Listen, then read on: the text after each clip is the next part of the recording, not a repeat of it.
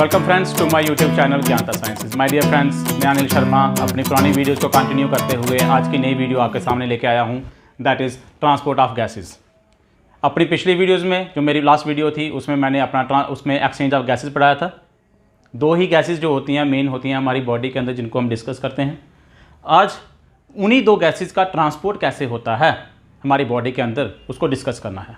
वो दो gases carbon dioxide, oxygen. Main जब भी हम कार्बन डाइऑक्साइड और ऑक्सीजन का एक्सचेंज या फिर ट्रांसपोर्ट पढ़ते हैं तो उसमें जो सबसे इंपॉर्टेंट जो चीज़ रहती है दैट इज़ पार्शियल प्रेशर। क्या चीज़ रहती है? Partial pressure. तो इसको हमने अगेन पार्शियल प्रेशर से ही हम स्टार्ट करेंगे। कहाँ से? पार्शियल प्रेशर से। Partial pressure, my dear friends, जो पार्शियल प्रेशर होता है, स्टार्ट करते हैं हम एल्वलाई से स्टार्ट करते हैं। आपको पता है कि जब भी एक्सचेंज होगा स्टार्ट हम कहाँ से करेंगे? एल्वलाई से करेंगे। ऑक्सीजन जो होगी, हम सांस लेंगे तो वो जो हवा होती है वो कहाँ जाती है? लंग्स के अंदर। और लंग्स के अंदर आपको पता है कि वहाँ पे क्या होते हैं? एल्वलाई होते हैं। ठीक है, साइक्लिक स्ट्रक्चर्स, एल्वलाई। वहाँ पे जो पार्शियल प्रेशर रहता है, जैसे हम स्टार्ट करेंगे हम, तो मान लो कि ये एल्वलाई है। यहाँ पे जो ऑक्सीजन का पार्शियल प्रेशर रहता है वो 104 बताया हुआ मैंने आपको। ठीक है, अब मान लो कि यहाँ पे ये मैं आपको क्या यहाँ पे एक वो बना देते हैं, हम क्या बनाते हैं यहाँ पे? हम ब्लड वेसल या फिर एक कैपिलरी बनाते हैं। ठीक है, कहता है कि जो पार्शियल प्रेशर होता है ऑक्सीजन का यहाँ पे 104 है और यहाँ पे जो होता है वो 40 होता है। क्या होता है यहाँ पे? जब भी वो आपका फ्रॉम टिश्यू से, जब भी ब्लड आएगा टिश्यू से, ब्लड मान लो कि ये टिश्यू से ब्लड आ रहा है, आपका टिश्यू से ब्लड आ रहा है। ये जो ब्लड जब टिश्यू से यहाँ पे आता है, टिश्यू से फिर वो अपने कहाँ पे जाएगा? हार्ट के अंदर जाएगा। यहाँ पे मैं मान लो यहाँ पे एक बना देता हूँ, हार्ट बना देता हूँ। क्या?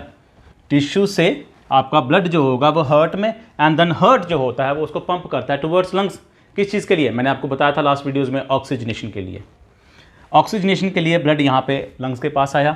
यहाँ पे जो ऑक्सीजन का प्रेशर है एल्वलाई के अंदर वो 104 है और यहाँ पे आपके ब्लड में जो ऑक्सीजन का पार्शियल प्रेशर है ऑक्सीजन का वो है 40। ठीक है, अब जो 40 जो पार्शियल प्रेशर है इसकी वजह से क्या हो रहा है? एक्सचेंज होगा। वो जो ऑक्सीजन होगी वो कहाँ पे चली जाएगी? ऑक्सीजन डिफ्यूज होगी from high concentration to low concentration, और वो कहाँ आ जाएगी? ब्लड के अंदर, ब्लड वेसल्स के अंदर, यू कैन से ब्लड के अंदर। अब इसी का एक्सचेंज, इसी का ट्रांसपोर्ट कैसे होता है? एक्सचेंज नहीं, एक्सचेंज तो हो गया, थ्रू डिफ्यूजन होगा। ठीक है, मैंने बताया था कि आपकी जो एल्वलाई होती हैं उसकी वो सिंबल स्कैमस एपिथेलियल सेल की बनी होती है, थिन लेयर होती है। देन आपकी ब्लड कैपिलरीज जो होती हैं वो एंडोथेलियल सेल की बनी होती हैं। बेसमेंट मेम्ब्रेन होती है, नॉन सेलुलर। तो ये जो इन लेयर्स को क्रॉस करके डिफ्यूजन होती है, एक्सचेंज हो गया। अब ब्लड के अंदर ऑक्सीजन जब आती है तो क्या होता है? ट्रांसपोर्ट कैसे होता है? तो ट्रांसपोर्ट के लिए यहाँ पे दो तीन चीज़ें आपको याद करनी है। देखिए, जब भी ब्लड के अंदर ऑक्सीजन आ गई, मान लो कि अब यहाँ पे ऑक्सीजन आ गई, अब क्या होगा? अब क्या होगा? अब इसमें परसेंटेज डिसाइड करेगी। देखो, इसमें कुछ परसेंटेज तो बड़ी मिनिमम परसेंटेज रहती है। आप लगा लो कि यहाँ पे 3 to 5% जो होती है वो oxygen in the form of gas bubbles. मान लो जैसे पानी के अंदर हवा के बबल्स देखे होंगे, तो वैसे ही ब्लड के अंदर भी, क्योंकि जो ऑक्सीजन होती है, ऑक्सीजन इनसॉल्युबल है, इनसॉल्युबल, और यू कैन से ये डिजॉल्व नहीं होगी, उसके अंदर घुलेगी नहीं, ब्लड के अंदर इनसॉल्युबल है क्योंकि गैस है। तो वो क्या होगा? In the form of bubbles, वो पानी आपके ब्लड में तैरेगी, स्विम करेगी और वो ट्रांसपोर्ट हो जाएगी कहाँ पे? टिश्यूज में। ठीक है, तो ये तो हो गया simple, 3 to 5% in the form of bubbles. वो इन ब्लड आपके ट्रांसपोर्ट हो जाएगी, थ्रू ब्लड स्विम करेगी, ट्रांसपोर्ट होगी। अब कुछ जो होती है 3 to 5%, इट मीन्स 95%, और यू कैन से 90 to 95% जो होती है वो कंबाइन होगी, combine with haemoglobin, combine with haemoglobin. मैंने बोला था आपको हीमोग्लोबिन HB, इसके बारे में मैंने लास्ट में बताया हुआ है। हीमोग्लोबिन HB के साथ कंबाइन करेगी।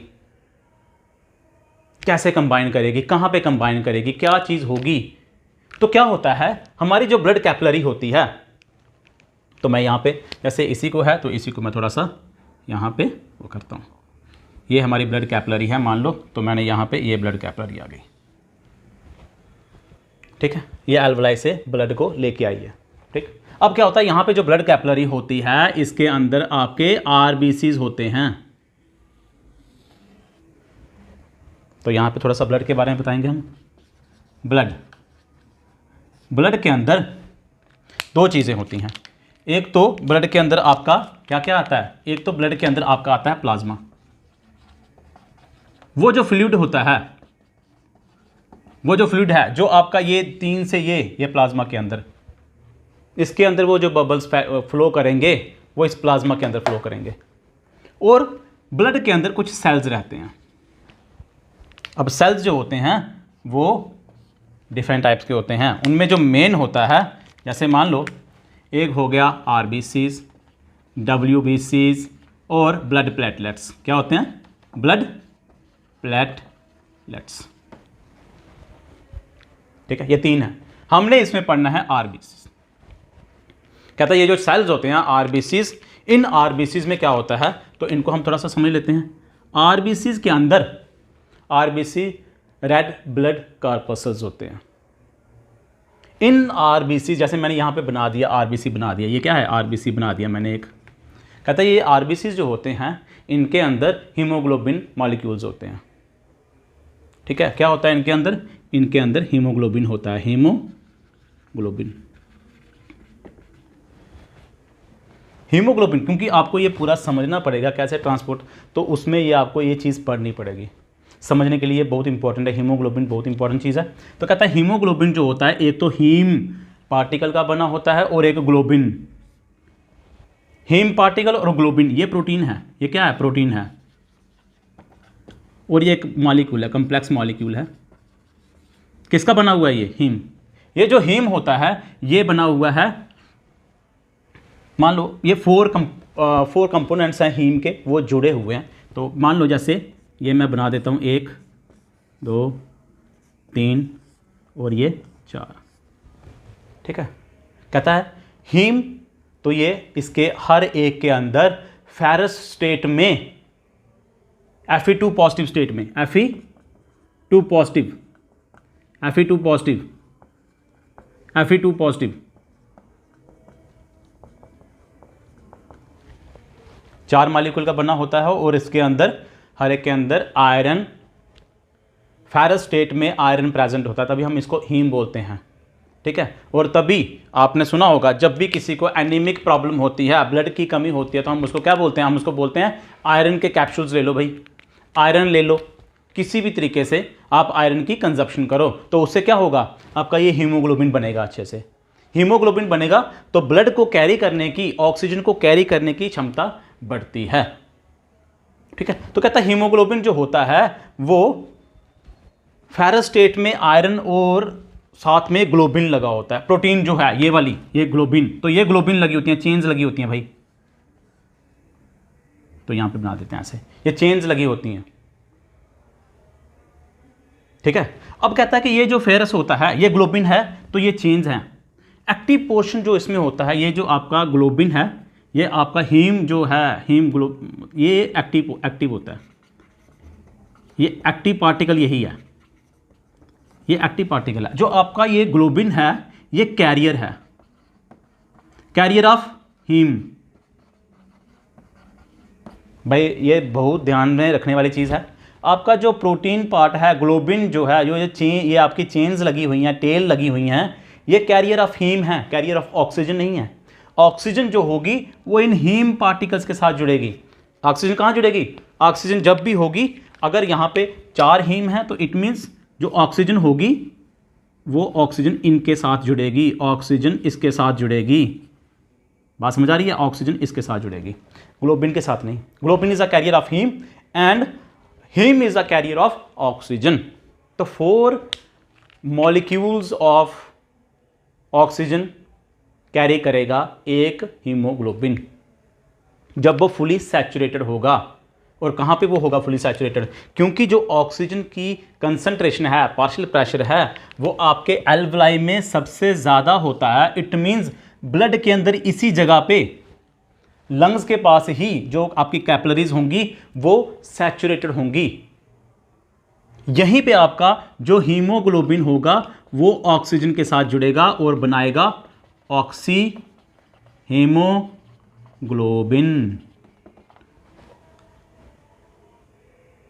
और फुली सैचुरेटेड होगा।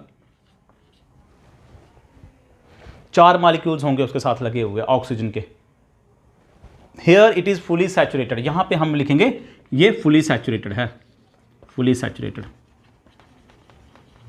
और फुली सैचुरेटेड होने के लिए एक चीज और आप नोटिस करेंगे कि 70 mmHg, यहां पे कितना है 104 है, mmHg है ये 104 mmHg, तो ये तो बहुत ज़्यादा है। कहता है 70 भी होगा ना तब भी वो फुली सैचुरेटेड होगा, उससे ज़्यादा हम बढ़ा देंगे तब भी कोई इफेक्ट नहीं पड़ेगा। तो कहता है अगर 70 होगा यहाँ पे 70, मान लो यहाँ पे 70 है, तब भी वो, ये आप याद रखेंगे फुली सैचुरेटेड एट 70 mmHg। तो यहाँ पे तो 104 है भाई, 104 होना मतलब यहाँ पे वो फुली सैचुरेटेड होगा।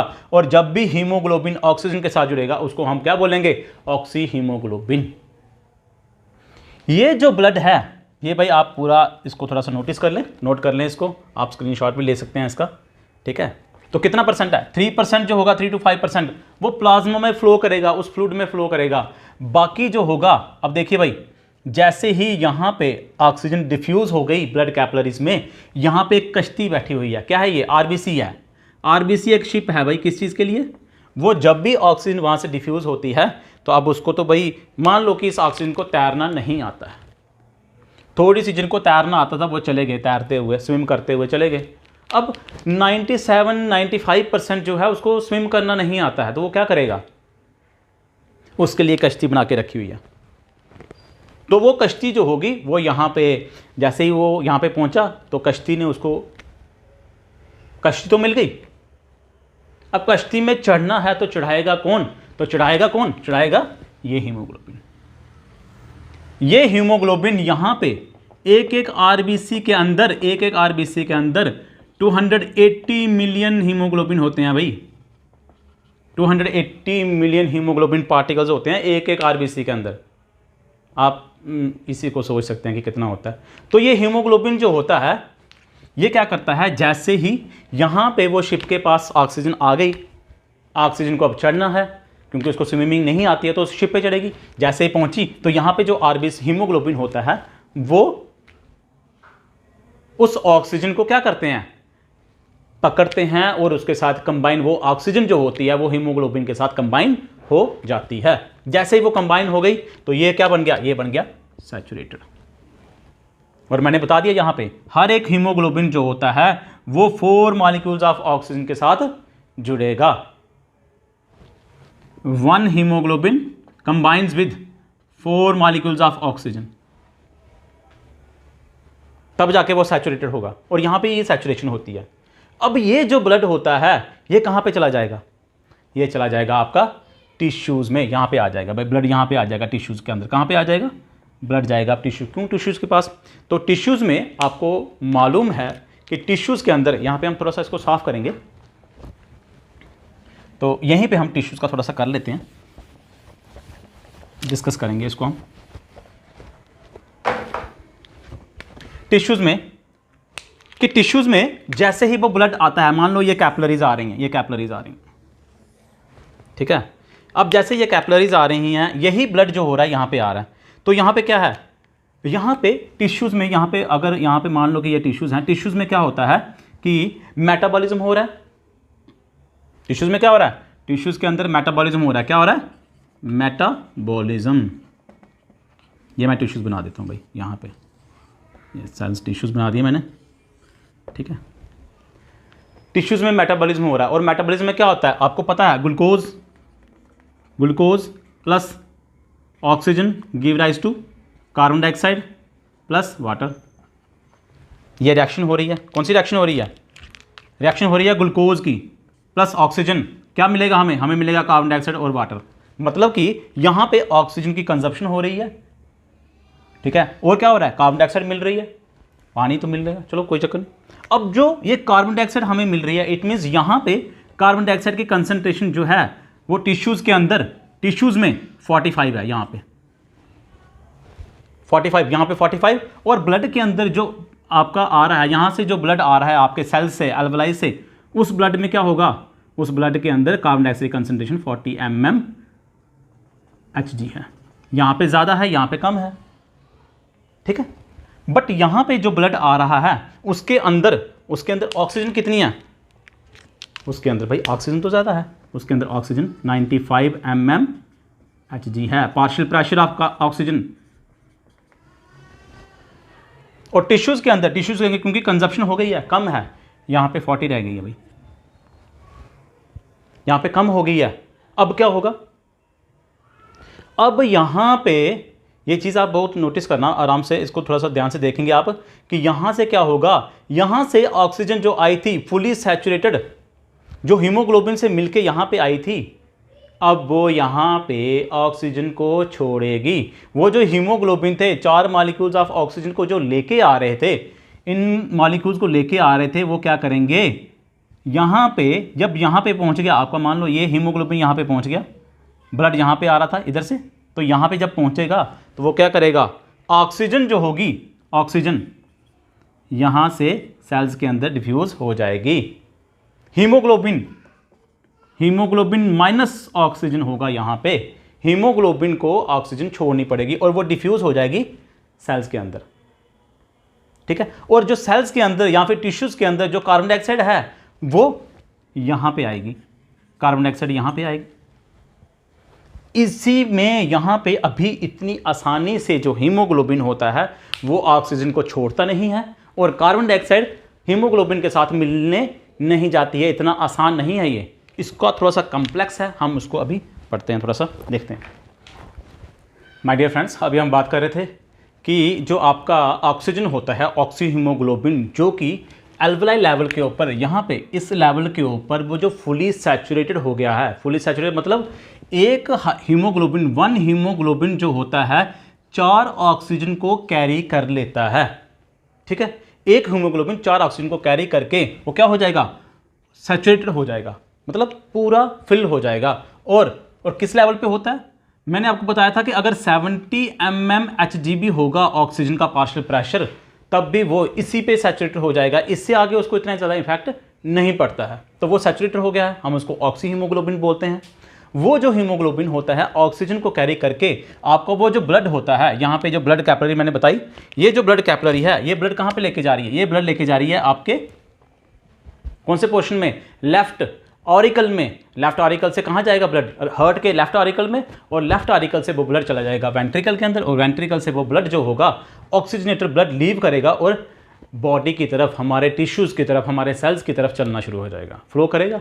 अब उसके अंदर आपको पता है कौन सा है, ऑक्सी हीमोग्लोबिन पड़ा हुआ है, फुली सैचुरेटेड है हीमोग्लोबिन।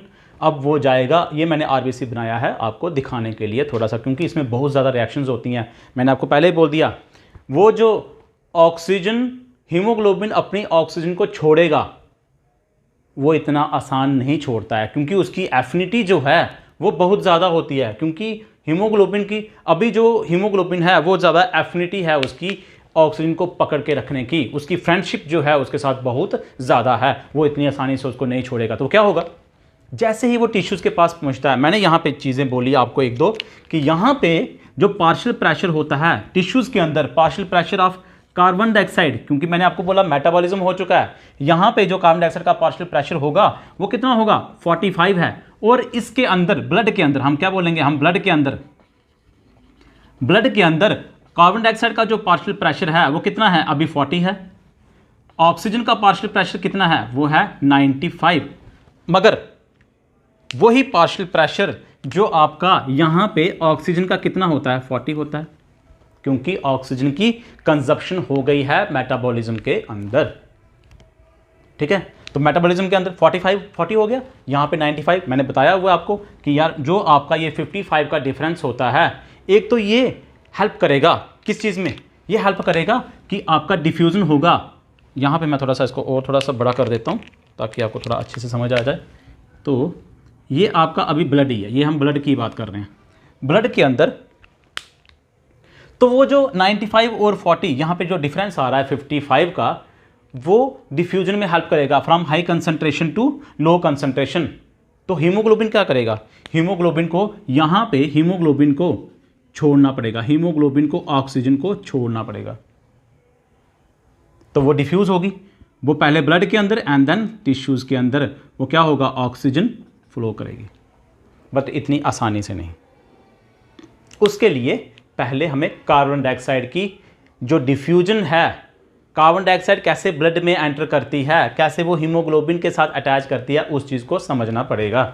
क्या होता है, जैसे ही हीमोग्लोबिन जो आपका ब्लड है वो कहाँ पे, टिश्यूज़ के पास पहुँचता है, आरबीसीज़ के अंदर, क्योंकि मैक्सिमम जो आपका प्लाज्मा के अंदर कितना था ऑक्सीजन, प्लाज्मा के अंदर तो 3% ही है ना, 3 से 5% ही है प्लाज्मा में, बट मेन किस में है, इसमें आरबीसीज़ में है। आरबीसीज़ के साथ किसने अटैच किया हुआ है, हीमोग्लोबिन ने अटैच किया हुआ है। 95% कहाँ कितना था, यहाँ पे 95% था, तो मतलब मैक्सिमम हम इसी की बात करेंगे अभी।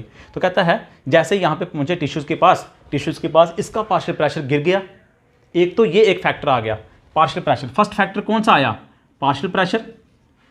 दूसरा फैक्टर यहाँ पे कंसंट्रेशन ऑफ कार्बन डाइऑक्साइड ज़्यादा है, यहाँ पे क्या है, कार्बन डाइऑक्साइड की कंसंट्रेशन ज़्यादा है, और वो कंसंट्रेशन यहाँ पे क्योंकि कार्बन डाइऑक्साइड की कंसंट्रेशन कितनी है ब्लड के अंदर 40, तो ये जो कंसंट्रेशन होती है ये भी मोटिवेट करती है, और ये क्या होगा, आपकी जो कार्बन डाइऑक्साइड होगी वो यहाँ से ब्लड के अंदर आएगी, कैपिलरीज के अंदर। तो मैं यहाँ पे लिख दूंगा दूसरी क्या चीज़ है, कार्बन डाइऑक्साइड का partial pressure of carbon dioxide, यहाँ पे partial pressure of oxygen, difference आ रहा है, पार्शियल प्रेशर कम हो गया, यहाँ पे कम है तो डिफ्यूज होगा यहाँ पे, एक तो ये चीज़ छोड़ेगी।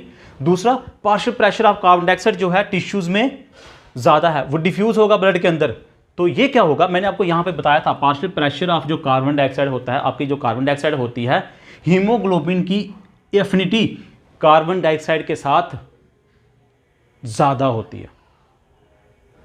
क्या है, affinity of haemoglobin is more to carbon dioxide than oxygen.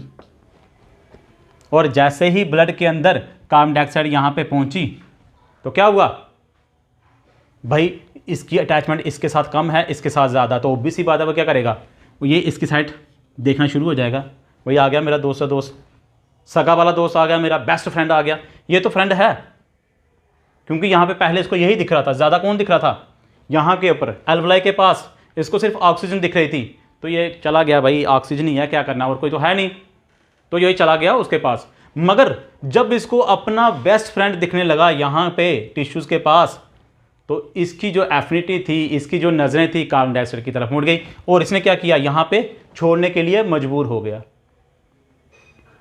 तो ये दूसरा फैक्टर आ गया। मगर अभी एक और चीज़ होनी है, अभी इतनी जल्दी नहीं छोड़ने वाला ये ऑक्सीजन जो है ये बहुत लिचड़ टाइप का होता है ना, लिचड़, तो ये लिचड़ वाला है बंदा भाई, ऑक्सीजन इतनी आसानी से हीमोग्लोबिन को नहीं छोड़ेगा। अब एक और फैक्टर काम करेगा, तो वो जो तीसरा फैक्टर है, वो जो तीसरा फैक्टर है यहाँ पे वो होगा एक तो H पॉजिटिव। ठीक है, मैंने आपको अपनी पिछली वीडियोज़ में बताया था कौन कौन सी कंसंट्रेशन, जब H पॉजिटिव की कंसंट्रेशन बढ़ती है, जब कार्बन डाइऑक्साइड की कंसंट्रेशन बढ़ती है, तो ऑक्सी हीमोग्लोबिन टूटता है।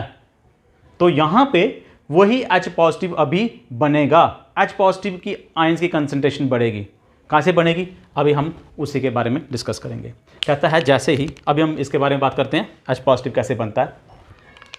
तो कहता है जब कार्बन डाइऑक्साइड जो होता है यहाँ पे पार्शियल प्रेशर, प्लीज़ आप थोड़ा ध्यान से सुनेंगे, partial pressure of carbon dioxide यहाँ पे टिश्यूज़ में 45 है, ब्लड के अंदर कितना है, ब्लड के अंदर 40, तो 5% का जो डिफरेंस होता है उसकी वजह से कार्बन डाइऑक्साइड जो होती है डिफ्यूज हो जाती है ब्लड के अंदर। विजिबिलिटी की कट है कुछ नहीं, उसी रहने दें, कोई चक्कर नहीं, मैं भी ब्लैक आवांगे।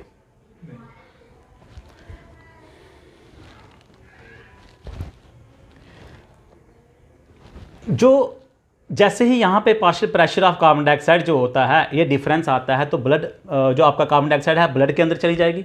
अब ब्लड के अंदर कार्बन डाइऑक्साइड जो होती है, यहाँ पे बड़ा ध्यान से देखने वाली बात है, कार्बन डाइऑक्साइड CO2 जो होती है, सिर्फ जैसे मैंने आपको बताया था कि जो ऑक्सीजन होती है ये भी इनसॉल्युबल है क्योंकि गैसेज हैं, तो carbon dioxide is also a gas, इसकी भी जो सॉल्युबिलिटी होगी बहुत कम होगी ब्लड के अंदर। ब्लड के अंदर मतलब उस जो फ्लूइड है उसके अंदर जो प्लाज्मा है उसमें उसकी जो सॉल्युबिलिटी है बहुत कम है, तो उसके अंदर सिर्फ 5% लगा लो, आपकी 5% से 10% तक जो होता है, 5 से 10% ही जो स्विम करती है, फ्लो करती है ब्लड के प्रेशर के अंदर, ब्लड के साथ फ्लो करेगी।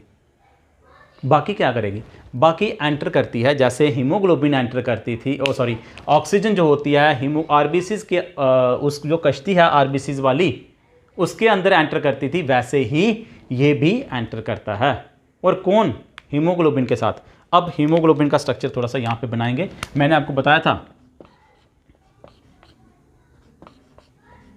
ये हीमोग्लोबिन है, हीमोग्लोबिन के साथ क्या लगा हुआ है?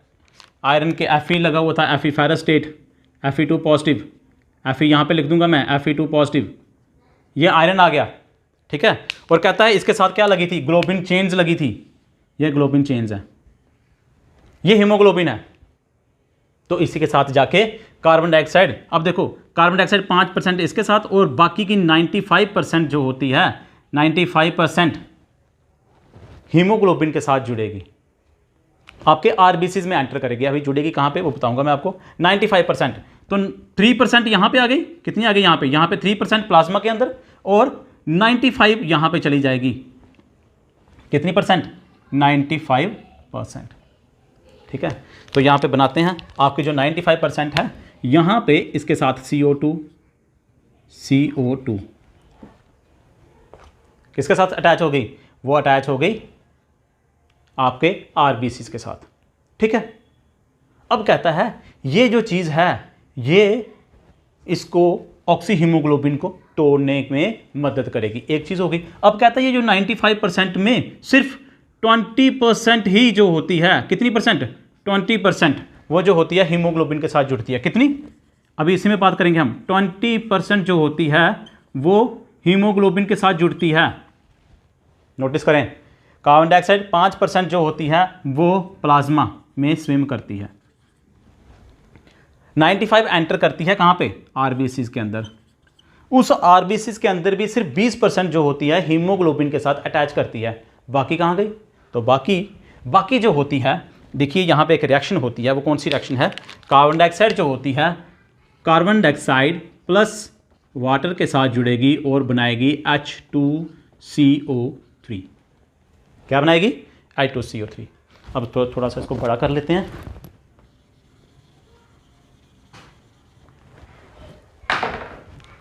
ये क्योंकि रिवर्सिबल रिएक्शन है, H2CO3, ठीक है। इसको हम थोड़ा सा साफ कर लेते हैं। कार्बन डाइऑक्साइड जो होती है इसके अंदर बाकी कितनी रह गई? अगर मान लो 10% ये हो गई, 20% ये हो गई, तो पीछे कितनी रह गई? पीछे 70%। तो 70 to 75% जो होती है, 70 to 75%, यहाँ पे हम लिखेंगे 75% वो क्या करेगी? कार्बन डाइऑक्साइड के साथ जुड़ेगी। तो ये 75% है, 75%।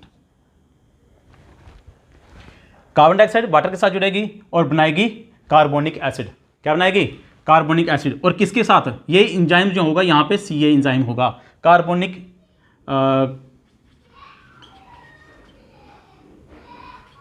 एनहाइड्रेज,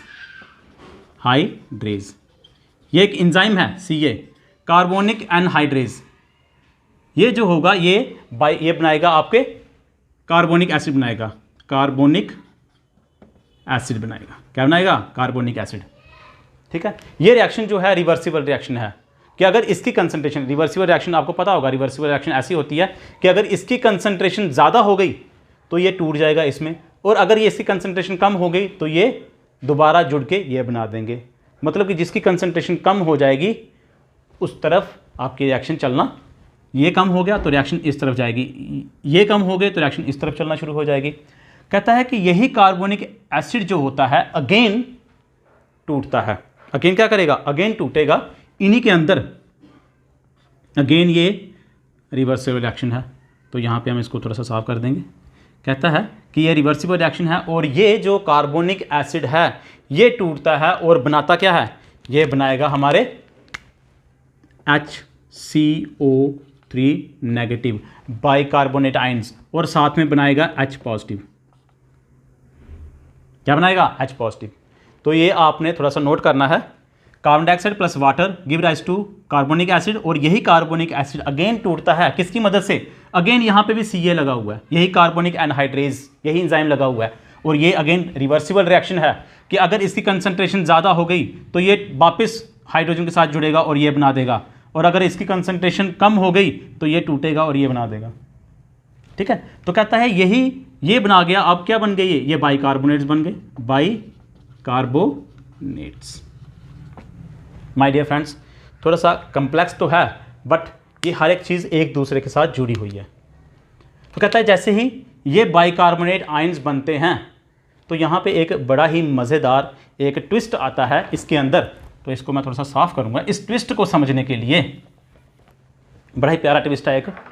तो कहता है जैसे ही ये आपके H पॉजिटिव बना, HCO3 नेगेटिव बन गया, तो यहाँ पे क्या होगा आपका, ये आपके H पॉजिटिव होंगे, यहाँ पे अटैच हो जाएंगे, क्या वो हीमोग्लोबिन के साथ अटैच हो जाएंगे। H पॉजिटिव कहाँ पे अटैच हो जाएंगे, H पॉजिटिव के साथ। ये आपका था ना H पॉजिटिव, यहाँ पे अगर कुछ कार्बन डाइऑक्साइड इसके साथ हीमोग्लोबिन के साथ जुड़े थे तो कुछ H पॉजिटिव हीमोग्लोबिन के साथ जुड़ जाएंगे।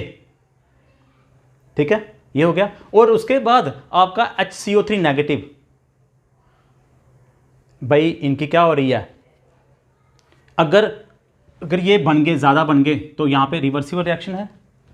अगर ये ज़्यादा हो जाएंगे आपके आरबीसीज में तो ये क्या होगा, ये रिवर्स जाना शुरू हो जाएगी। तो इस चीज़ को अवॉइड करने के लिए ये जो होते हैं ये प्लाज्मा के अंदर डिफ्यूज़ हो जाते हैं। कहाँ पे आ जाएंगे, HCO3 नेगेटिव कहाँ आ जाएगा, 3 नेगेटिव, ये आ जाएगा प्लाज्मा में। पर कहता है अगर ये HCO3 नेगेटिव प्लाज्मा के अंदर आ जाएंगे तो आरबीसीज के अंदर क्या होगा, पॉजिटिव आयन है वो ज़्यादा हो जाएगा। तो कहता है उसको मेंटेन करने के लिए यहां से,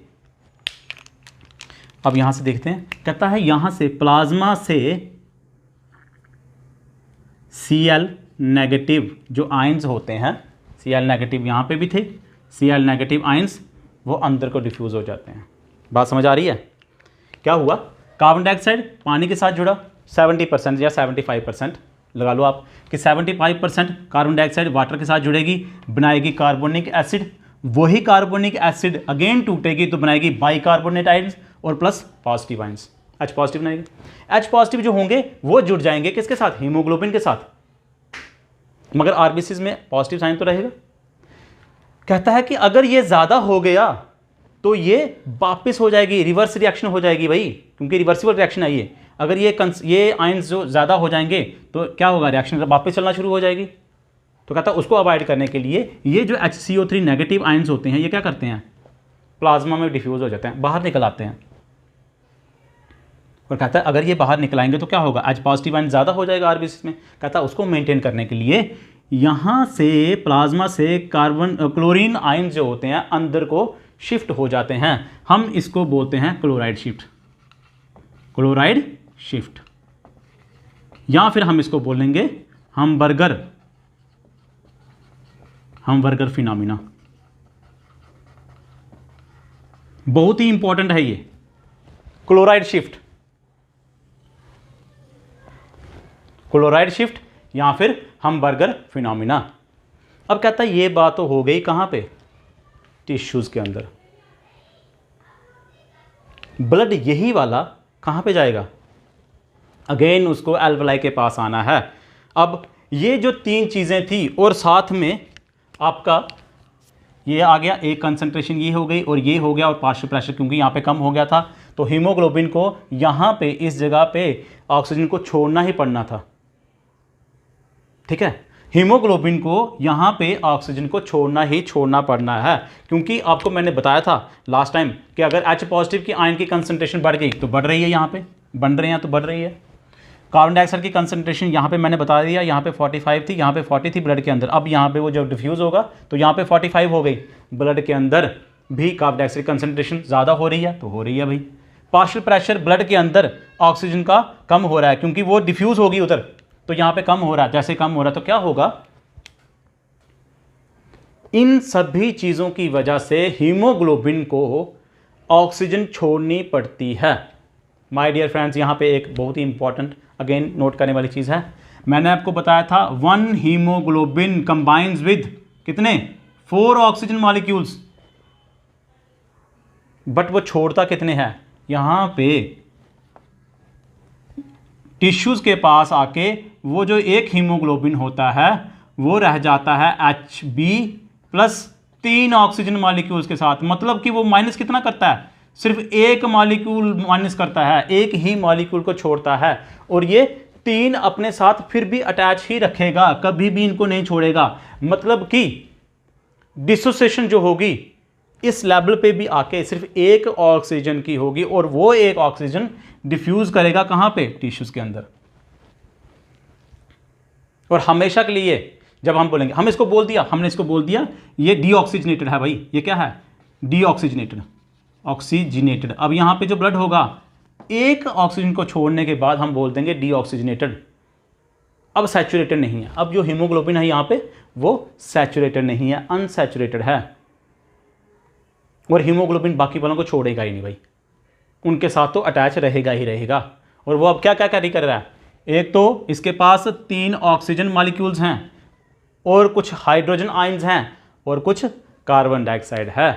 कहते हैं जब ये ब्लड यहाँ पे जो कार्बन डाइऑक्साइड होती है यहाँ पे वो आपका क्लोराइड शिफ्ट हो गया, उसके बाद जो ब्लड होता है वो कहाँ जाएगा, कैरी कर लेगा ये सारा का सारा आपका 3% कार्बन डाइऑक्साइड प्लाज्मा के अंदर, बाकी जो आपकी 95% थी कुछ उसमें क्या होता है सीधा directly in the form of carbon dioxide globin के साथ, हीमोग्लोबिन के साथ जुड़ जाएगी, और कुछ जो होगी 75% या 70 to 75% जो होगी in the form of bicarbonates, और उसकी वजह से क्लोराइड शिफ्ट होगा।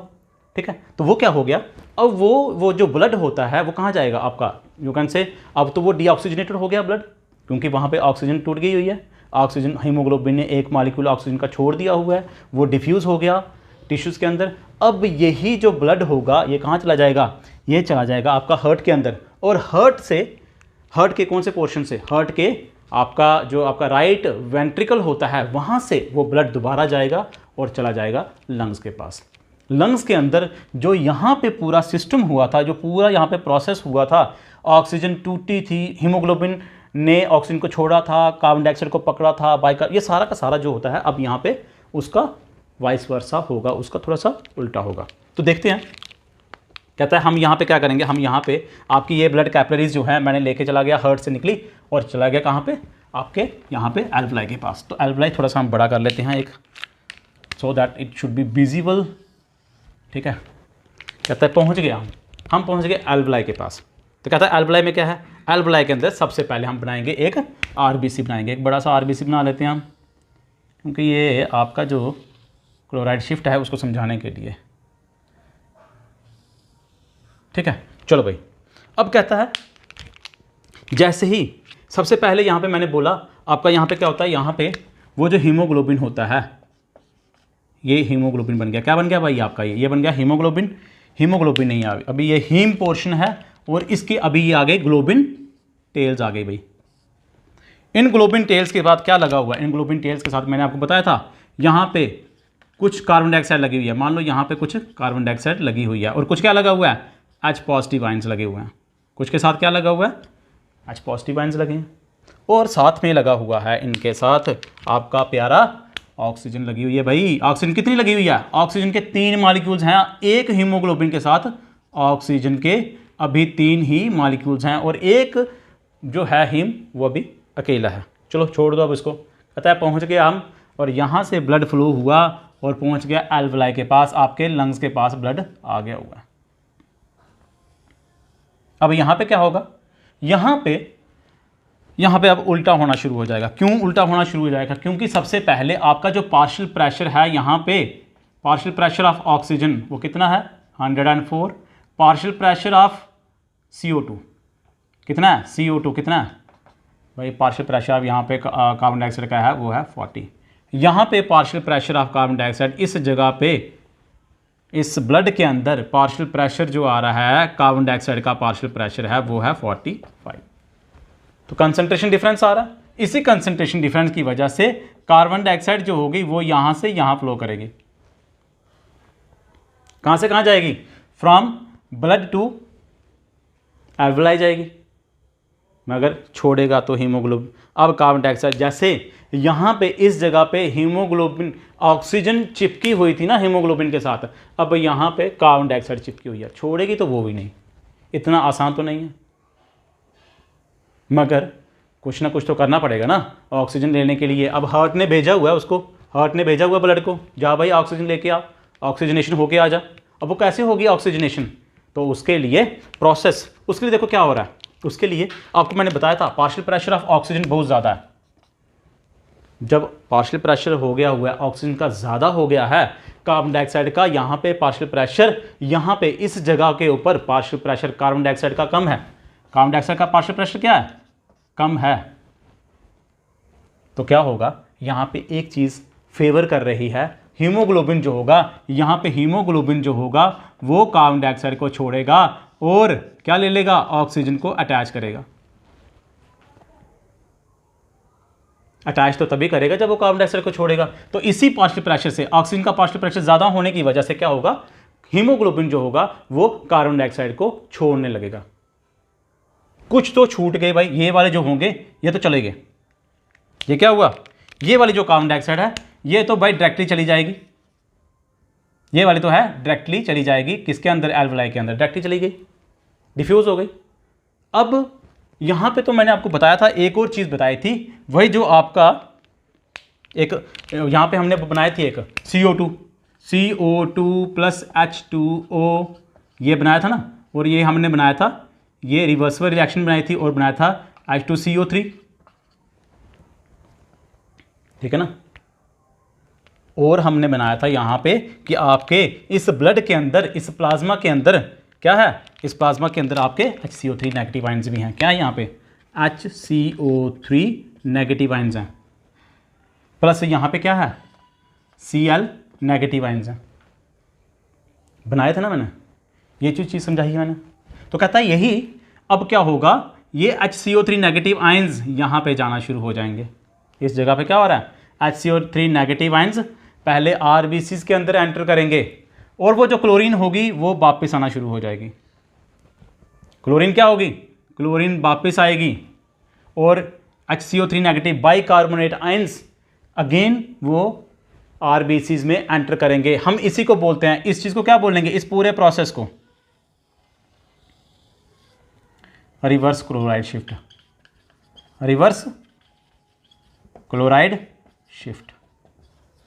क्या हो रहा है कि पहले यहाँ पे क्या हुआ था, क्लोरीन अंदर को गई थी, कार्बोनेट आयंस, बाइकार्बोनेट आयंस बाहर को डिफ्यूज हो रहे थे। यहाँ पे क्या हो रहा है, बाइकार्बोनेट आयंस RBCs के अंदर डिफ्यूज होंगे और क्लोराइड आयंस प्लाज्मा के अंदर डिफ्यूज होंगे। और जैसे ये डिफ्यूज होंगे, आपका यहाँ पे जैसे ये अंदर चले गए, ये क्या हो रहा है, ये आप ऐसे लगा लो कि ये अंदर को जा रहे हैं, जैसे अंदर जा रहे हैं तो यहाँ पे H पॉजिटिव आयंस, ये वाले H positive ions plus HCO3 negative,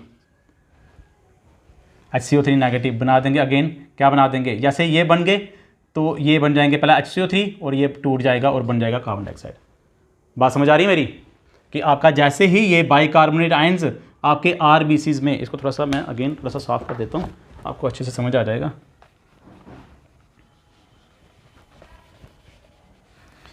my dear friends, बहुत ही थोड़ा सा कॉम्प्लिकेटेड ज़रूर है, क्योंकि मिक्स्ड है, दो चार चीज़ें इकट्ठी हो रही हैं, इसलिए थोड़ा सा इसको प्रॉब्लम आती है समझने में। मैं यहाँ पे बना देता हूँ HCO आपका H2CO3 है। तो यहाँ पे मैंने बताया था आपको, क्योंकि ये रिवर्सिबल रिएक्शन होता है, तो यहाँ पे अभी फ़िलहाल आपको पता होगा यहाँ पे कि क्लोरीन यहाँ पे अंदर है। कौन सी चीज़ है अंदर, यहाँ पे क्लोरीन अंदर है। प्लाज्मा के अंदर क्या था, प्लाज्मा के अंदर मैंने बताया था यहाँ पे, एक मिनट पहले इसको थोड़ा सा बना देते हैं। प्लाज्मा के अंदर यहाँ पे HCO3 नेगेटिव है, वो जहाँ पे वो टिश्यूज़ के अंदर जो डिफ्यूज़ हुआ था प्लाज्मा, ब्लड के अंदर, प्लाज्मा में, यहाँ पे प्लाज्मा में HCO3 नेगेटिव है, यहाँ पे क्लोरीन है। तो ये जो HCO3 नेगेटिव होगा ये अंदर को डिफ्यूज़ हो जाएगा, ये अंदर को डिफ्यूज़ हो रहा है, वो आपकी जो क्लोरीन है ये बाहर को डिफ्यूज़ हो रही है। इसी प्रोसेस को हम बोलते हैं रिवर्स क्लोराइड, इसको हम कर देते हैं रिवर्स क्लोराइड शिफ्ट, ठीक है, रिवर्स क्लोराइड शिफ्ट। और जैसे ही यहाँ पे HCO3 नेगेटिव पहुँचता है तो मैंने बता दिया वो H पॉजिटिव आयंस के साथ कंबाइन करेगा। जैसे ही ये कंबाइन करेगा तो ये कार्बन डाइऑक्साइड बन जाएगी। ये प्रोसेस रिवर्स होना शुरू हो जाएंगे और ये कार्बन डाइऑक्साइड बनेगी, और यही कार्बन डाइऑक्साइड जो होगी ये अगेन डिफ्यूज़ हो जाएगी एल्वलाई के अंदर। तो ये आपका एक प्रोसेस था, थोड़ा सा कॉम्प्लिकेटेड है। अगेन समझाना चाहूँगा मैं कि आपका जो एल्वलाई के अंदर यहाँ पे ऑक्सीजनेशन होती है, हीमोग्लोबिन जो होता है ऑक्सीजन के साथ जुड़ता है आरबीसीज के अंदर, और वो जो होता है वो यहाँ पे आके एक तो आप क्लोराइड शिफ्ट देखेंगे कि क्लोराइड शिफ्ट होती है, आपके कार्बोनिक एसिड बनता है। कार्बोनिक एसिड जो होता है वो टूटता है बाइकार्बोनेट आयंस के अंदर, और यहाँ पे वो जो बाइकार्बोनेट आयंस होते हैं वो डिफ्यूज़ हो जाते हैं कहाँ पे, सो दैट कि रिवर्स ना हो जाए, रिएक्शन रिवर्स ना हो जाए, तो वो डिफ्यूज़ हो जाएंगे प्लाज्मा में। और प्लाज्मा से नेगेटिविटी को मेंटेन रखने के लिए आपके क्लोरीन आयन जो होंगे वो अंदर को डिफ्यूज़ हो जाएंगे। हम इसको बोलते हैं क्लोराइड शिफ्ट या फिर हमबर्गर फिनोमिना। इसी में एक और चीज़ वो ऐड करूंगा यहाँ पे कि जो आपका हीमोग्लोबिन होता है ये बफर का काम करता है। बफर मतलब H पॉजिटिव आयंस के साथ अटैच कर जाएगा। क्यों अटैच करेगा? सो दैट जो एसिडिटी है वो ज़्यादा ना बढ़ जाए, और वो जो चीज़ जो बॉडी के अंदर हमारी जो फिजियोलॉजी है उसके अंदर जो हमारा आयंस की कंसंट्रेशन को जो चीज़ मेंटेन रखती है हम उसको बफर बोलते हैं, इक्विलिब्रियम में जो लेके आता है। तो यहाँ पे Hb जो होता है बफर का काम करता है, क्योंकि वो हमारे H पॉजिटिव आयंस को एब्जॉर्ब कर लेता है। तो ये चीज़ यहाँ पे हो रही थी आपकी 75% in the form of bicarbonates plasma में चली गई, 3% पहले ही प्लाज्मा के अंदर है in the form of carbon dioxide, और बाकी कार्बन डाइऑक्साइड जो होती है 20% हीमोग्लोबिन के साथ अटैच्ड है। अब हम जो मैंने बोला यहाँ से क्या होगा, ब्लड चला जाएगा आपके हर्ट के अंदर, और हर्ट बोलेगा कि जाओ भाई ये तो ब्लड जो है तूने तो कार्बन डाइऑक्साइड लेके आ गया। आरबीसीज को बोलेगा, प्लाज्मा को बोलेगा भाई आपने तो सिर्फ कार्बन डाइऑक्साइड लाई है, मुझे हीमोग्लोबिन मुझे चाहिए ऑक्सीजन, जाओ भाई ऑक्सीजन लेके आओ। कहाँ से लेके आओ? तो वो जाएगा, ऑक्सीजन का जो भंडार है वो हमारा एल्वलाई है, हमारे लंग्स हैं। चला गया ब्लड। जैसे ही वो आरबीसीज ब्लड के पास पहुँचते हैं, उस जो आपके आरबीसीज हैं, जो आपका ब्लड है वो एल्वलाई के पास पहुँचता है, तब उसने क्या करना है, कार्बन डाइऑक्साइड को छोड़ना है। छोड़ने के लिए आपके प्लाज्मा में भी बाइकार्बोनेट आयंस हैं, वो जो क्या करेंगे वो डिफ्यूज़ हो जाएंगे अंदर, तो नेगेटिविटी बढ़ जाएगी क्योंकि नेगेटिव है। तो वो उसको मेंटेन करने के लिए जो प्रोसेस यहाँ पे हुआ था वो प्रोसेस अब उल्टा हो जाएगा, कार्बन डाइऑक्साइड अब प्लाज्मा के अंदर आ जाएगी। सॉरी, क्लोरीन जो होगी, वो जो आयंस हैं क्लोरीन के वो प्लाज्मा में, प्लाज्मा से वो अंदर। अब वो जो यहाँ पे ये प्रोसेस हुआ था ये अब उल्टा होना शुरू हो जाएगा, तो क्या बन जाएगी, कार्बन डाइऑक्साइड। तो यहाँ पे कार्बन डाइऑक्साइड बन गई, ये कार्बन डाइऑक्साइड डिफ्यूज़ हो जाएगी। पार्शियल प्रेशर यहाँ पे ऑक्सीजन का ज़्यादा है तो हीमोग्लोबिन भी वो कार्बन डाइऑक्साइड को छोड़ देगा, वो भी चला गया उधर।